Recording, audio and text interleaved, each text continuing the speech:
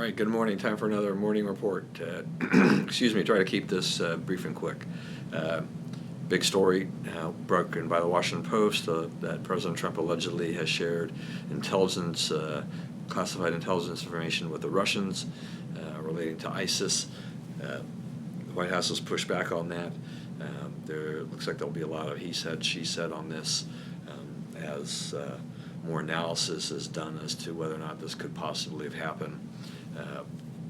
If anything, if Trump did anything, it's more likely that he would have, if he shared any information at all, it probably was not classified. But anyway, there's more information to come. But this is, yet another example of the media jumping all over the president in an effort to ruin his reputation, also and to try to bring him down and end his presidency before it gets too far along. This also leads to another attack on the White House, which is against Kellyanne Conway. The Morning Joe reported yesterday that Kellyanne actually secretly hates Trump and has really been only in it for the money. That's a lot to suffer through, in my opinion, if you're only in it for the money. I mean, every day is kind of a barrage of things from the press, and the media appearances and lots of questions. How much money do you have to be paid to be able to put up with that before you just say, I quit? And so if she was really in it for the money, I think at this point, I think she would have already have quit, not long after the election, because she had done her main task, which was to get Donald Trump elected president. Also in the news, Hillary Clinton and her Onward Together PAC has been formed. The resist, persist, enlist, mentality that she and other the March for Women types have had, and it's unclear exactly what this group is going to be doing, with the exception of fighting President Trump at every path that they can find, and to try to stop him. And I guess we really won't know how successful or unsuccessful Onward Together is until we see the election results in 2018 and 2020, and then we'll be able to look back and see whether or not they were actually able to achieve any of their goals that they have.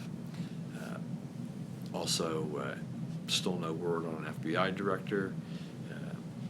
A lot of conservatives, they're not comfortable with Senator Cornyn. His Republican colleagues will probably mostly vote for him, but his Democratic colleagues, there's no guarantee there. And then you're taking a highly partisan person to put him in that role. And I think right now what the Senate needs to do, what the president needs to do, is get a candidate that doesn't have the same deep political roots. At least it won't be so partisan, at least on the surface. So we'll see. The names of several judges and attorneys are still out there, as well as Cornyn. We'll just have to see. I mean, it could be the acting director might actually get it, but it seems that we'll just have to wait and find out exactly what the president is thinking in terms of who should get the nod for this, and whether or not they're really up to the task. And then finally, those dreaded Boston Celtics have extended the Washington, D.C. area sports team's 7-game curse as we lose yet another one. So, but the Celtics outplayed them, so you can't argue with that. The Wizards didn't play well when they needed to, and it cost them the game and a shot at the title game, which will probably be against the Warriors not too long from now. Anyway, that's about it. Join me tomorrow for another edition of the Bias Buzz podcast, and then again on Wednesday for